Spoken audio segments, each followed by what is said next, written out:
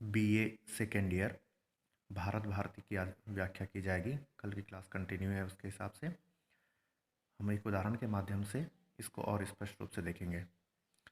संसार में किसका समय एक सा रहता सदा, है निशि दिवासी घूमती सर्वत्र विपदा संपदा। जो आज एक अनाथ है नरनाथ कल होता वही, जो आज उत्सव मग्न है कल शोक से रोता वही। संदर्भ में हम इससे पहले भी क्लास में डिस्कस किए हैं। इसमें हम यह लिखते हैं कि प्रस्तुत पंक्तियाँ किस किस पुस्तक से ली गई है और उसके कवि कौन हैं। तो उसमें हम लिख सकते हैं कि उपरोक्त पंक्तियाँ भारत भारती के अतीत खंड से ली गई है, जिसके कवि मैथिली शरण गुप्त हैं।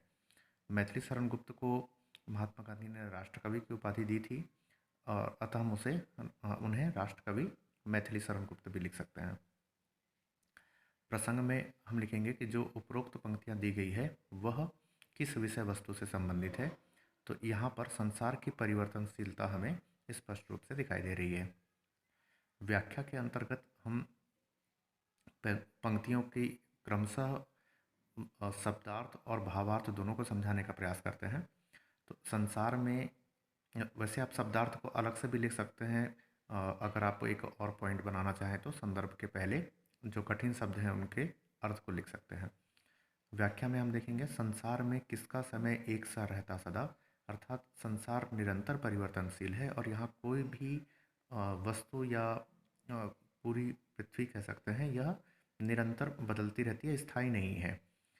और इसका जैसे मनुष्य का भाग्य या नियति उसकी हमेशा बदलते रहती है, वैसे ही किसी एक देश का समय भी एक जैसा नहीं रहता है। फिर है निशि दिवासी घूमती सर्वत्र विपदा संपदा। अब यहाँ पर निशि और दिवा का अर्थ समझना जरूरी है। निशि का अर्थ है रात्रि और दिवा का अर्थ है दिन। रात्रि और दिन के समान विपदा और संपदा या विपत्ति या संपत्ति बदलती रहती है। अगर आज किसी के ऊपर बहुत बड़ी विपदा आई है तो वह उनका सामना करते हुए कल संपदा भी इकट्ठी कर सकता है, और जिनके पास आज बहुत संपदा है कल उन्हें भी विपत्ति का सामना करना पड़ सकता है। अर्थात यहाँ भी एक तरीके से परिवर्तन को ही स्पष्ट किया गया है। जो आज एक अनाथ है नरनाथ कल होता वही, अर्थात आज जो व्यक्ति बहुत ही असहाय है, उसकी कोई मदद करने वाला नहीं है, कल वह हो सकता है कि राजा भी बन जाए और सबकी मदद भी कर सकता है। और जो आज उत्सव मग्न है कल शोक से रोता वही। तो जिसके पास आज खुशियां हैं कल उसके पास दुख भी हो सकते हैं। व्याख्या के पश्चात हम आएंगे उपमा और अंत्यानुप्रास में। हाँ, इसमें एक चीज़ और ध्यान रखना है कि जब हम ये कह रहे हैं कि भारत भारती राष्ट्र कवि ने लिखा है, तो यहाँ पर इसका एक और संदर्भ यह बनता है कि भारत की स्थिति जो आज कमज़ोर है और जो वह काफ़ी विपत्ति का सामना करना पड़ रहा है उसे, और कल हो सकता है कि उसका बेहतर समय आ जाए और वह आज़ाद हो जाए। इस तरह से सकारात्मक पंक्तियाँ पंक्तियों की व्याख्या इसमें की जा सकती है। अब उपमा अलंकार विशेष में हम लिखेंगे उपमा श्लेष और अंत्यानुप्रास अलंकार। उपमा अलंकार किसे कहते हैं? जहाँ पर तुलना की जाती है उपमेय और उपमान की। उपमेय अर्थात हम कहते हैं जिसकी तुलना की जाती है, और उपमान उसे कहते हैं जिससे तुलना की जाती है। तो निशि और दिवा, इससे तुलना की जा रही है विपदा और संपदा की। पहचानने के लिए हम सी, सा, जैसा इस तरह के शब्द को देखते हैं और पता लगाते हैं कि वहाँ पर उपमा अलंकार है। श्लेष अलंकार में हम कहते हैं कि जहाँ पर एक से अधिक अर्थ चिपके हुए रहते हैं। जैसे यहाँ परिवर्तनशीलता के माध्यम से हम यह बताने का प्रयास कर रहे हैं कि वर्तमान समय में भारतवर्ष की स्थिति अगर अच्छी नहीं है तो कल उसकी स्थिति बेहतर भी हो सकती है। उसी प्रकार अंत्यानुप्रास हमने पिछली क्लास में भी देखा था कि मैथिली शरण गुप्त जी की यह एक प्रमुख विशेषता है कि वे अंत्यानुप्रास पर बहुत अधिक ध्यान देते हैं।